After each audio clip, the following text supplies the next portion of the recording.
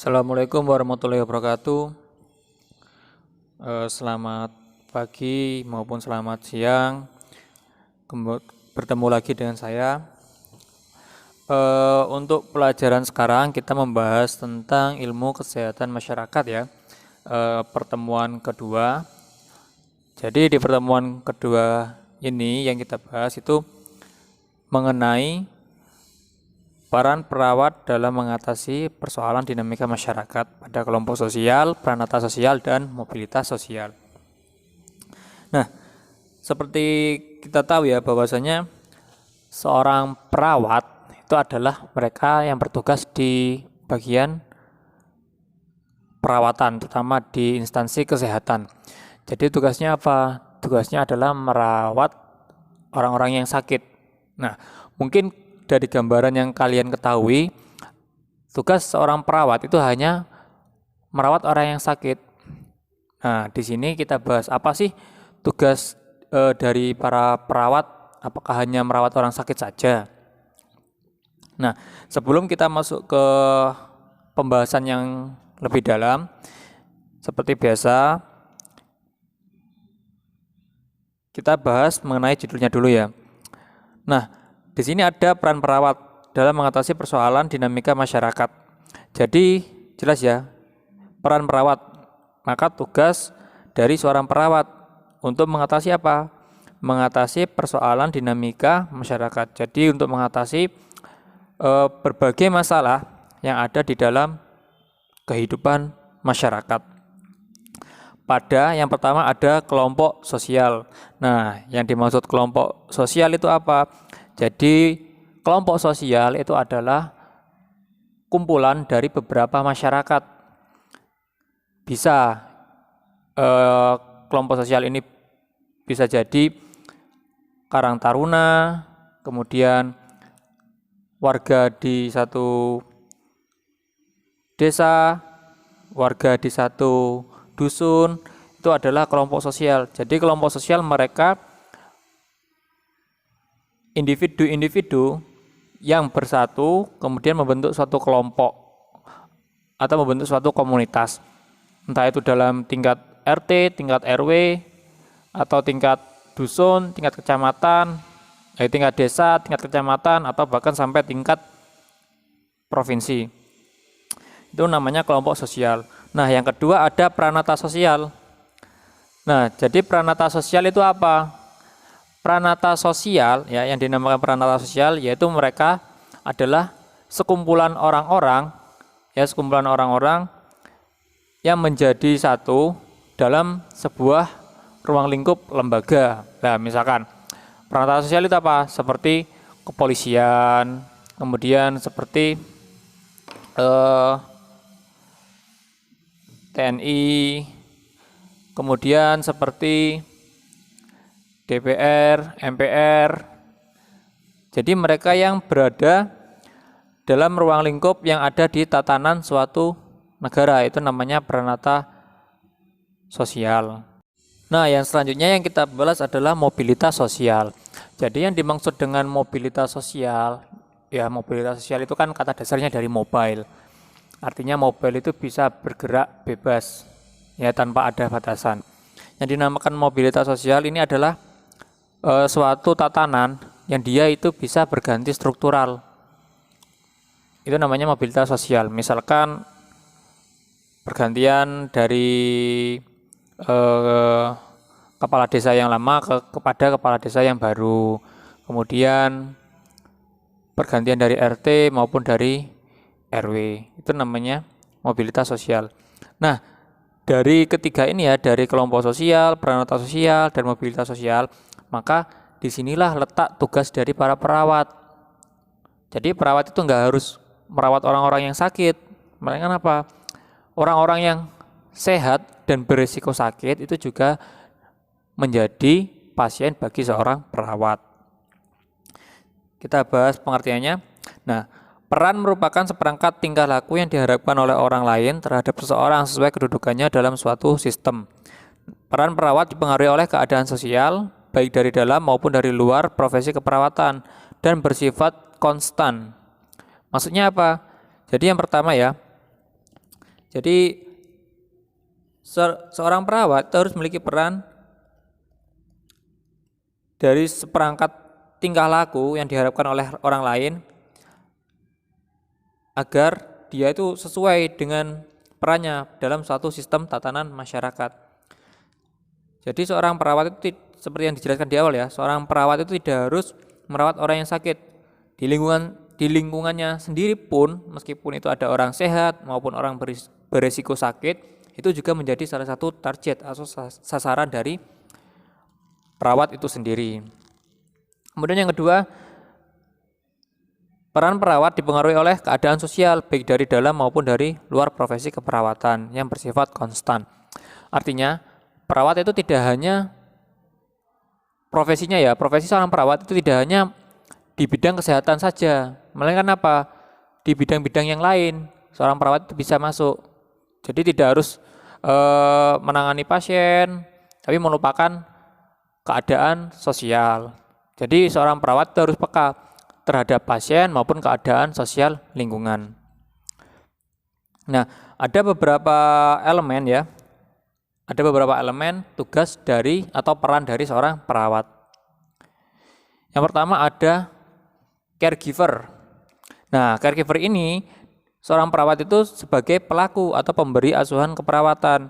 Perawat dapat memberikan pelayanan keperawatan secara langsung dan tidak langsung kepada klien menggunakan pendekatan proses keperawatan yang meliputi pengkajian, kemudian sampai dengan evaluasi dan menegakkan diagnosis keperawatan berdasarkan hasil analisis data dan merencanakan intervensi sebagai upaya mengatasi masalah yang muncul dan membuat langkah atau cara pemecahan masalah. Nah, yang dimaksud peran perawat yang pertama, dia itu adalah sebagai caregiver. Apa caregiver? Caregiver itu adalah pemberi layanan. Kepada siapa memberi layanan? Kepada seorang pasien. Nah, tugas seorang perawat yang pertama ini ya, peran seorang perawat yang pertama ini sebagai caregiver, dia itu mutlak sebagai tenaga kesehatan yang memberikan perawatan penuh pada individu atau pada satu orang pasien. Nah, dalam proses keperawatan, perawat itu memiliki diagnosa sendiri, berbeda dengan diagnosa medis. Kalau misalkan kalian pernah dengar, misalkan penyakit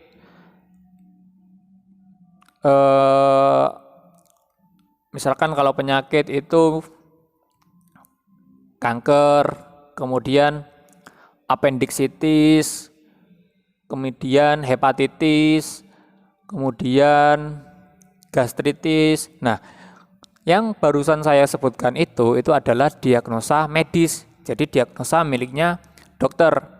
Kalau perawat itu memiliki diagnosa sendiri. Ada banyak sekali diagnosa. Kalau kalian ingin tahu diagnosa-diagnosa dari perawat, kalian beli aja buku yang namanya SDKI ataupun Nanda. SDKI keperawatan ataupun Nanda keperawatan. Di situ adalah kumpulan diagnosa keperawatan. Nah, contohnya dari diagnosa keperawatan itu adalah misalkan terkait kebutuhan nutrisi. Itu ada yang pertama nutrisi kurang dari kebutuhan. Kemudian misalkan cairan, kekurangan volume cairan. Kemudian misalkan terkait infeksi, ada resiko infeksi. Ada banyak sekali jenis-jenis diagnosa keperawatan.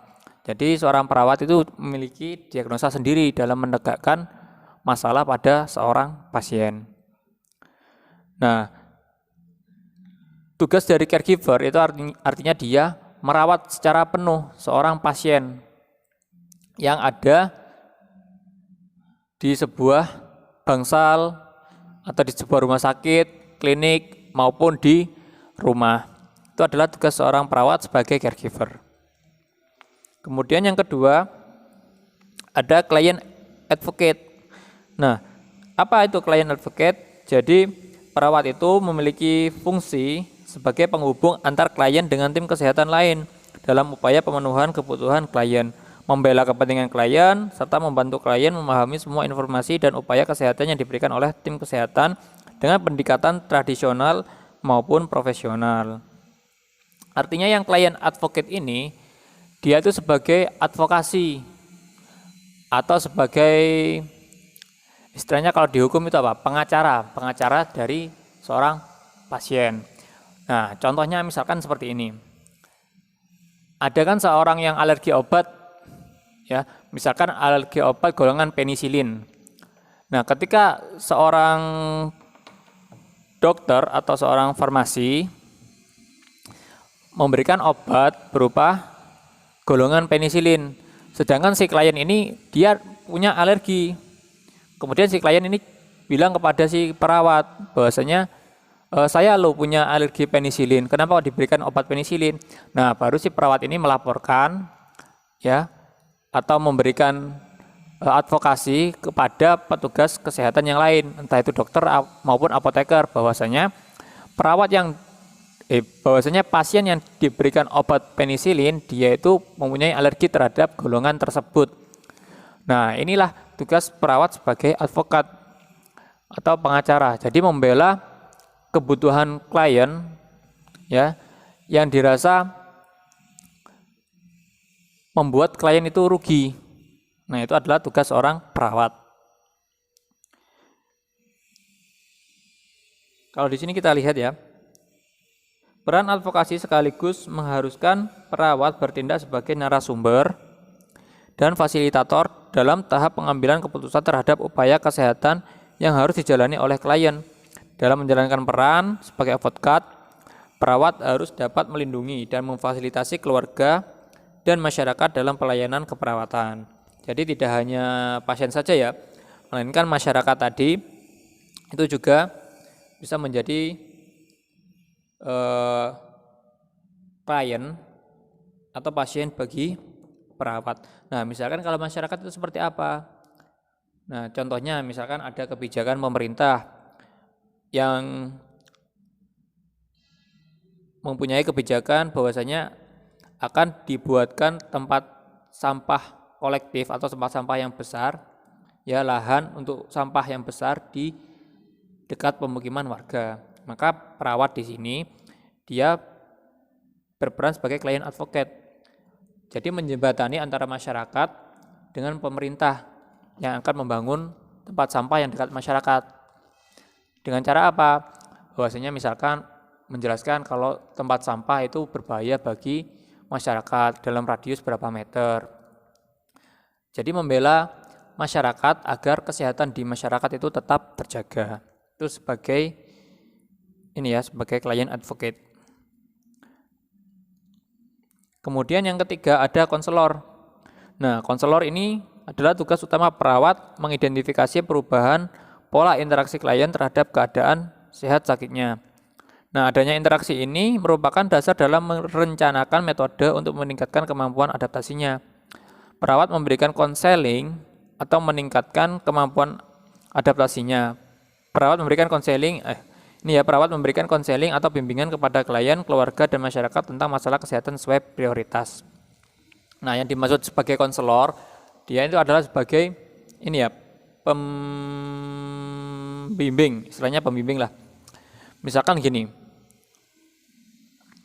ada seorang pasien, ya, ketika dia teriris pisau tangannya, maksudnya kesayat biasa ya, bukan sampai potong, tersayat biasa karena habis ngirisi brambang, misalnya ngewang ibu ngirisi brambang, moro-moro tangannya ini kena pisau, keluar darah. Kemudian dia bengok-bengok sampai nangis terus.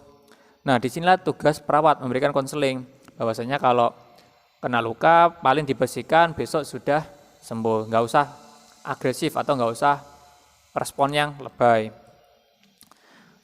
Jadi memberikan edukasi kepada masyarakat, membimbing masyarakat agar masyarakat itu bisa mempertahankan keadaan sehatnya. Misalkan yang punya riwayat MAH, ya diberikan konseling bahwasanya Kalau sudah sakit mah, itu tidak boleh makan yang pedas-pedas, dikurangi makan yang pedas-pedas, dikurangi makanan yang mengandung asam atau yang kecut-kecut, kurangi minum kopi.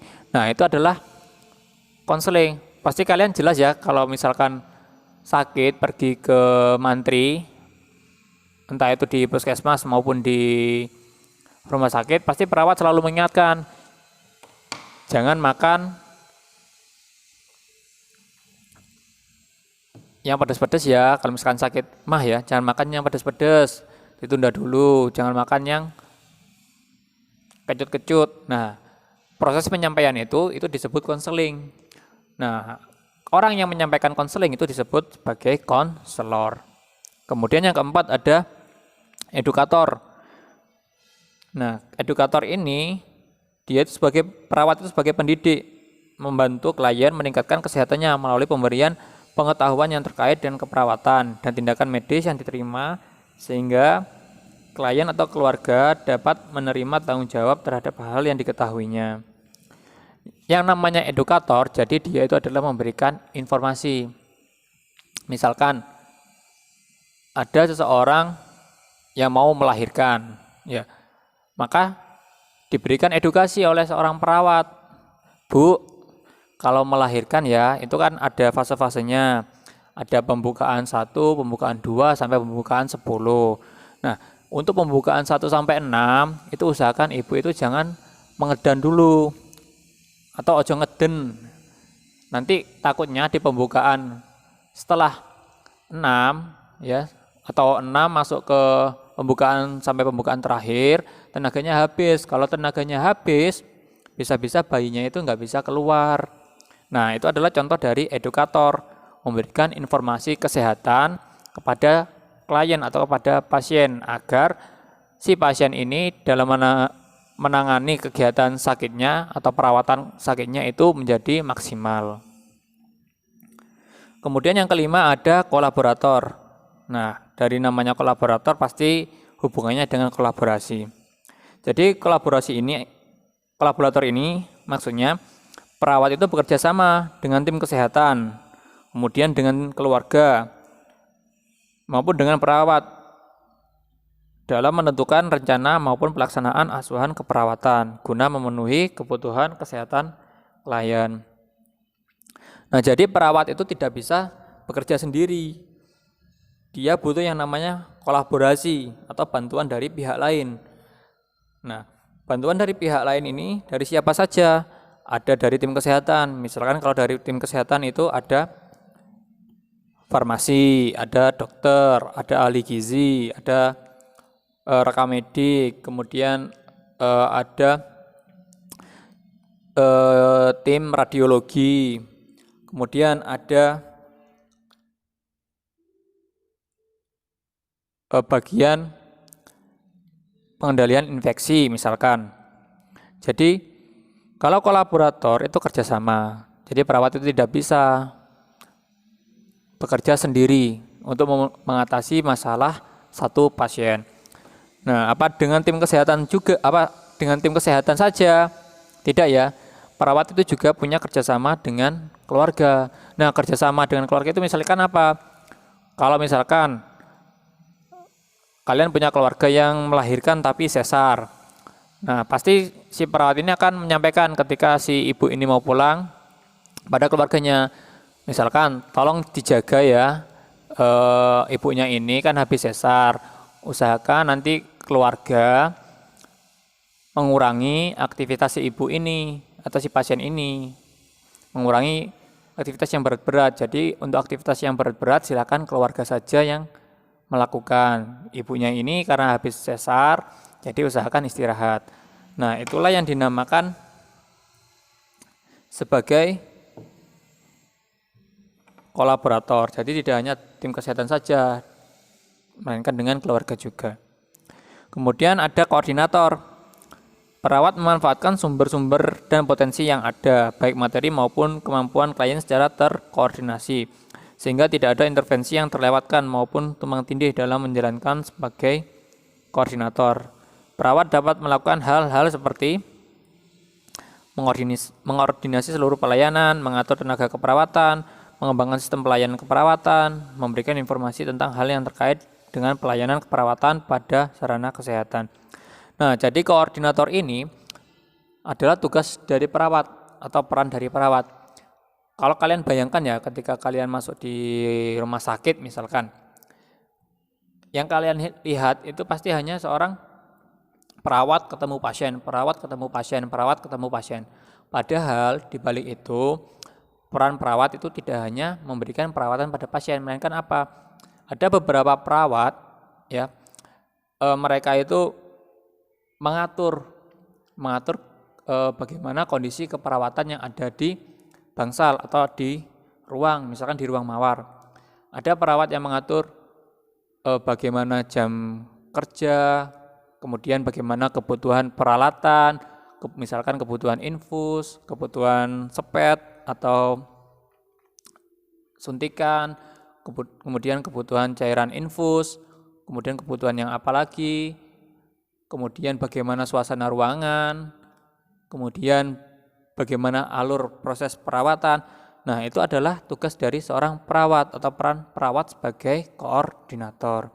Kemudian yang ketujuh ada change agent atau agen berubah.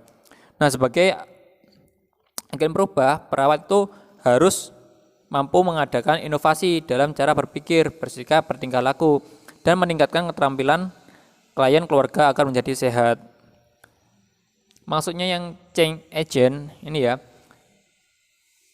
jadi perawat itu harus mampu mengembangkan proses keperawatannya dalam masyarakat. Jadi tidak ada halangan bagi seorang perawat dalam menyampaikan kesehatannya. Coba bayangkan gini, kalian kan pasti pernah dengar ya yang namanya puasa mutih. Artinya apa? Orang-orang menganggap kalau puasa mutih itu makannya putih-putih. Contohnya makan nasi, kemudian campur garam, air putih. Nah, kalau kalian lihat, pasti tidak ada kandungan gizi yang terdapat di makanannya. Nah, kita sebagai seorang perawat ya, sebagai peran sebagai change agent atau agen perubahan, maka kita merubah konsep berpikir yang tradisional tadi, bagaimana orang ini bisa puasa mutih tapi gizinya itu masih tercukupi. Ada yang tahu gimana caranya? Nah, caranya itu yang pertama, kan puasa mutih, semuanya harus serba putih. Ya kita buat saja, misalkan nasi, kemudian diberikan putih telur, kemudian diberikan tahu yang direbus, tidak digoreng ya, tahu yang direbus, kemudian sayurnya bisa pakai sayur gubis, kemudian misalkan dagingnya ayam, bisa ayam yang dikukus atau yang direbus dengan model seperti sup-sup. Nah, artinya apa? Gizinya tercukupi, proteinnya ada, kemudian sayurnya ada, meskipun mereka itu dalam bentuk yang warna putih. Nah, itulah peran perawat sebagai change agent. Kemudian yang kedelapan ada sebagai konsultan. Nah, elemen ini secara tidak langsung berkaitan dengan permintaan klien terhadap informasi tentang tujuan perawatan yang diberikan. Dengan peran ini dapat dikatakan bahwa perawat merupakan sumber informasi yang berkaitan dengan kondisi spesifik lain. Untuk menghadapi berbagai fenomena kebudayaan yang ada di masyarakat, perawat itu harus dapat memahami tahapan pengembangan kompetensi budaya dalam menjalankan perannya.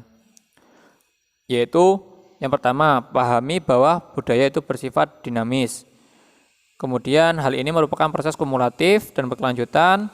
Hal ini dipelajari dan dibagi dengan orang lain. Perilaku nilai budaya ditunjukkan oleh masyarakat. Budaya bersifat kreatif dan sangat bermakna dalam hidup.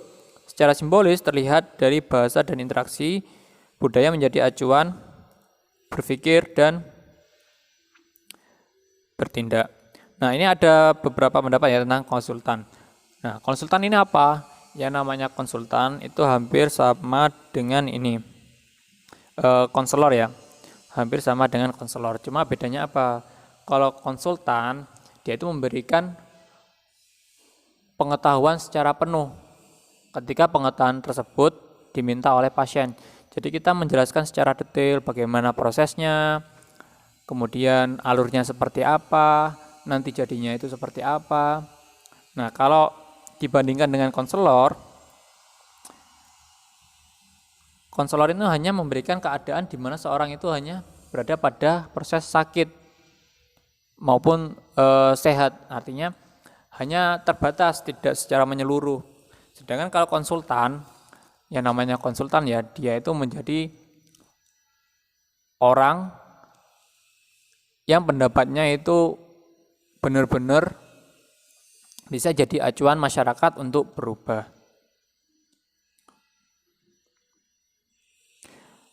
Entah itu dengan masyarakat, dengan sosial, kemudian dengan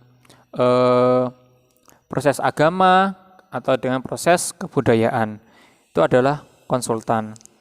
Jadi intinya kalau yang konsultan, seorang perawat memberikan masukan, kemudian menghargai bagaimana kondisi si pasien.